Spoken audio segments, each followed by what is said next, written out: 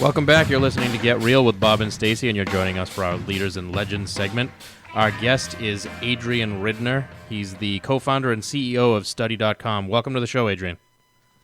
Thank you. Thank you for having me. So, just to give a little background on Adrian, he is an education expert who is here today to talk about why school district doesn't have to be a deal breaker when it comes to buying a dream home. As co-founder and CEO of Study.com, a trusted education website used by over 25 million students and teachers each month, he's an expert on personalized learning, college affordability, and how technology is transforming education.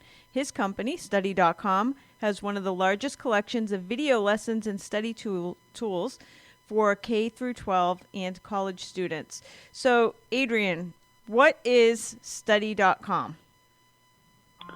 Yes, first of all, again, thank you for having me. Study.com is a website that offers the simplest way to learn. We have, as you mentioned, over 20,000 short animated video lessons, and they're organizing courses covering all major subjects from elementary school all the way through college. As students watch the videos, take the quizzes, use the flashcards, any of our other many study tools, and we're helping, as you mentioned, over 25 million students every month study, improve their grades, and even earn low-cost college credit online.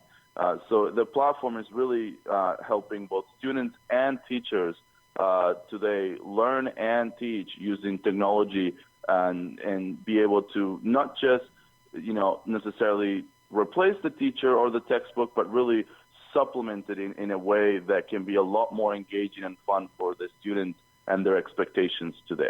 Wow, that's cool. So what made you start an education company? It was probably the biggest piece was frustration. When I was in college, I was really frustrated with the access to some of the teachers I wanted to take. I was frustrated with the pace of class. I couldn't skip ahead if I already knew something. I had to go at whatever pace everyone else was going. I got waitlisted a lot during college. That added a lot to my cost of going to school, even though I was willing to take more credits per quarter. I was not able to actually get into the class. But probably the biggest frustration I had was the rising cost of books and tuition. Both of them, for me, added up quite a bit. Every quarter felt like there were new increases in the cost of tuition. And today it's gotten even worse. If you look at the cost of inflation of tuition compared to incomes in the United States, it's amazing how much students are paying today per credit hour than even what I was paying before. So that frustration was really what made me join forces with my co-founder Ben Wilson. And I was thinking as a computer science major, there had to be a way technology can help solve these problems. And surely enough, it's something that as we got deeper into it, there's really ways that technology can help and really make everyone, think differently about education and have access to affordable, efficient, and really quality education using both the internet and other technologies that we have today. And that was the really driving force behind why I started Study.com. So we have a lot of real estate people that listen to this program, and even if they're not real estate agents, they might be buying or selling a house. And you're seeing that with your Study.com platform, no longer should a school district necessarily be a deal killer for a potential property. And we actually see that a lot. People don't go into certain towns because of the school district. So can you explain your reasoning on that?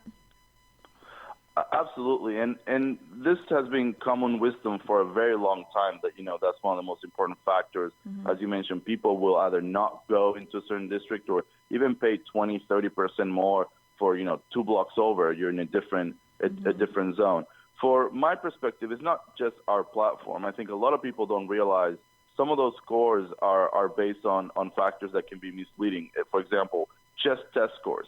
And is that really the most important aspect for your child and their education is going to be the test scores from that school? What about other factors? For example, the diversity at the school, the after-school programs, the special needs programs, class sizes. A lot of times they'll look at a score on a website, see it at 7 instead of at 10, and automatically write off a house that could be a lot more in their price range with a lot less debt because of that.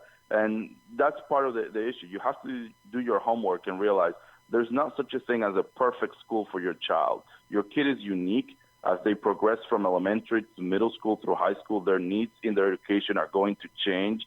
And the score of the school, if it's, for example, just based on exit exams, and it's not really going to be the biggest determinant on their success and their future learning. So there are a lot of other things that if your dream house is not in a top school district that you can do that have really nothing to do with the score itself. And I think that realizing that every child is unique, and you have to take that into account and do your research on the school and figure out why is it getting a lower score. Is that the biggest thing that matters to you? And if the reason is yes, if the test scores is the most important, then of course take that into account. But a lot of times, class size, depending on the type of learning style that your child has, may be a much bigger factor about how they learn and how much they can retain than, for example, the test score. So you just need to look at the holistic picture when you're doing it. But there are things you can do if you end up with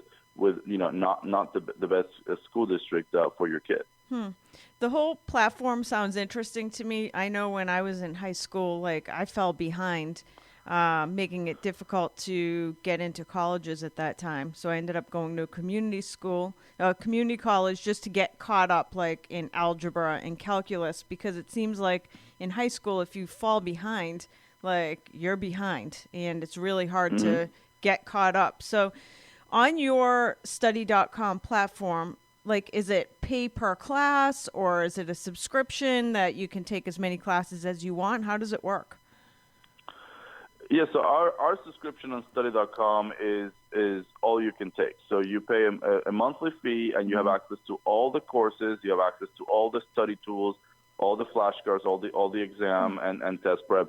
And it's really interesting because what we find is it really depends on the student's learning style. And if they like the short, animated, engaging videos, and a lot of students these days, with the attention spans they have, they're used to being on their phones on the time. They're used to consuming information in short bite-sized pieces, and that's how we built our lessons and our courses.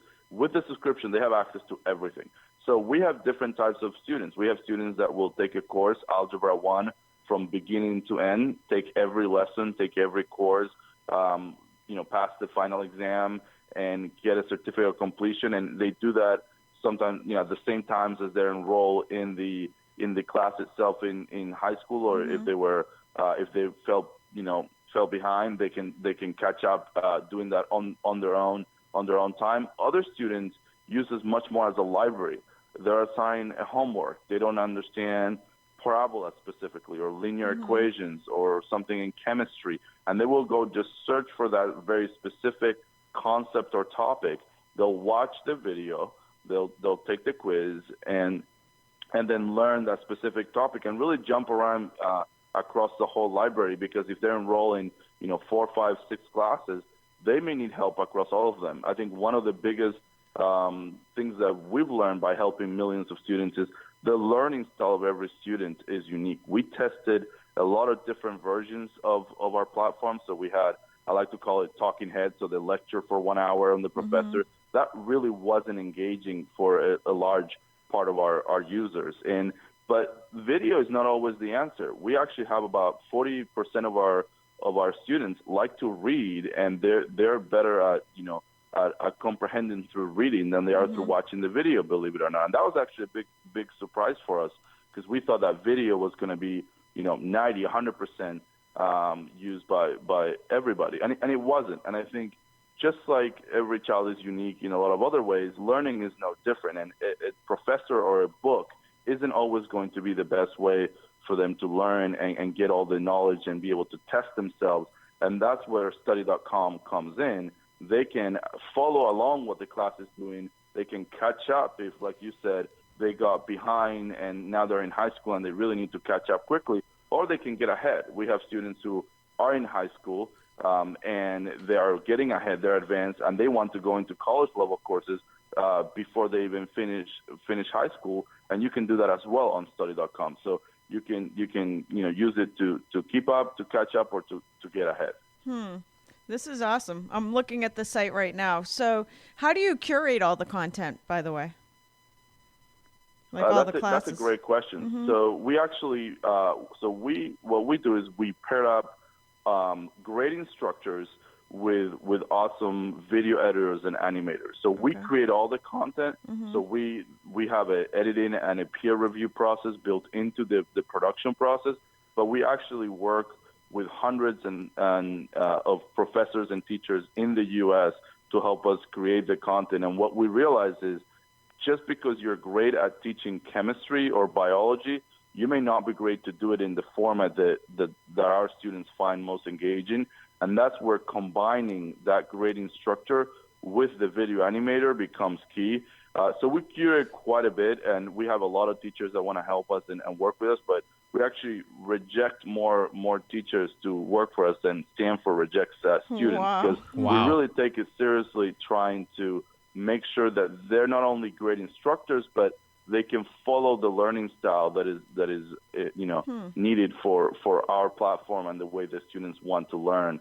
But besides that, there is a peer review process and editing process that comes in. But that's one of our biggest advantages, because we're involved in the production of every course and every lesson. We don't have a lot of the quality problems. If you just go to YouTube and try to find something, you don't know who made it. The quality may be inconsistent, and we don't suffer from that problem because of the way we're combining the teachers. Got it. So I know you have some strategies for making college more affordable. Can you share those?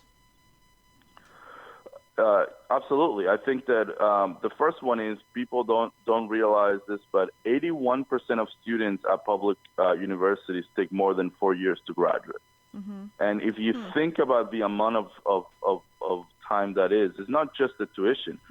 Living expenses, every other cost can add up to more than 20-25% on your overall degree cost. So make sure you do your research on the actual school that you plan to attend before you get there, before you send your acceptance letter.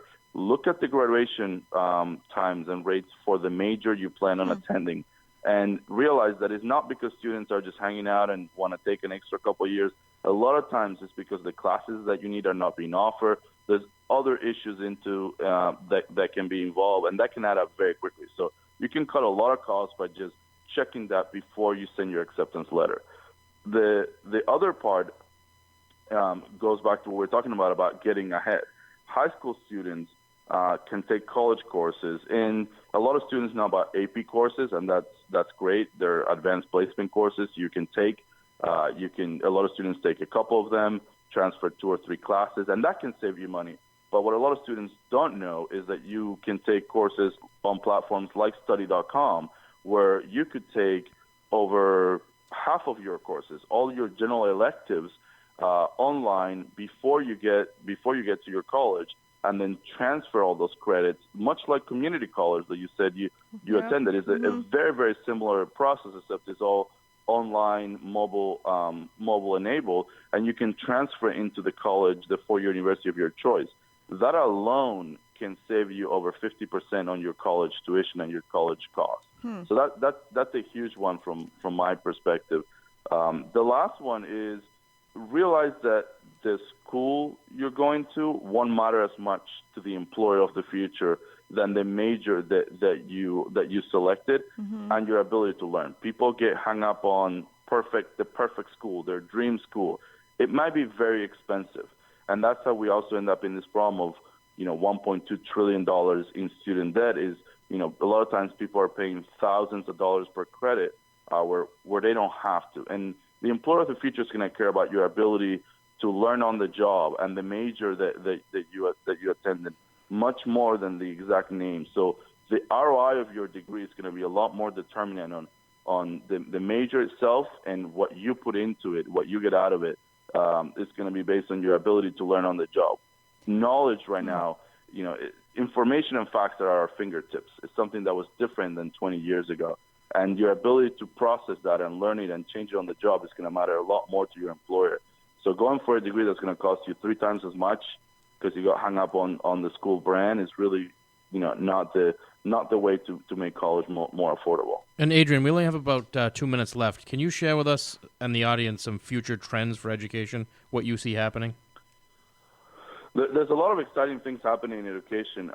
For example, if you think about mobile, that's a shift that's starting to happen and has touched a lot of our lives, transportation, finance. I don't go to the ATM anymore, but it hasn't really touched education as much. And the ability to have learning on the go and the ability to share with each other as we go is something that is definitely starting to take hold in classrooms from the perspective of the student and the teacher. But there's a lot of other things around personalized learning.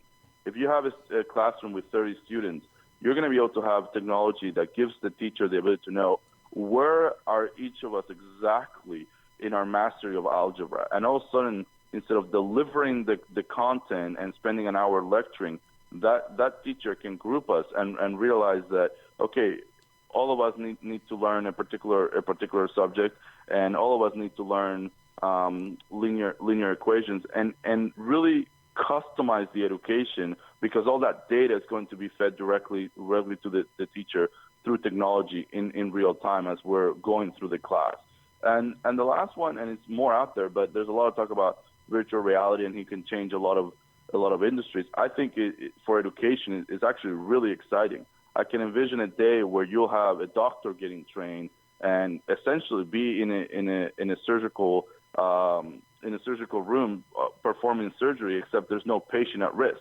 It looks like it's just like a surgery that they have to practice, but there's no one at risk on that table because they're able to do it all through virtual reality. Or kids taking expeditions to the pyramids and being able to feel like they're experiencing that location and what that was like, and that experiential learning through virtual reality. So there's just a lot of exciting things that technology can bring to education, and part of what we need is progressive teachers that are going to help bring that into the classroom. But the good news is, parents and students are expecting it now.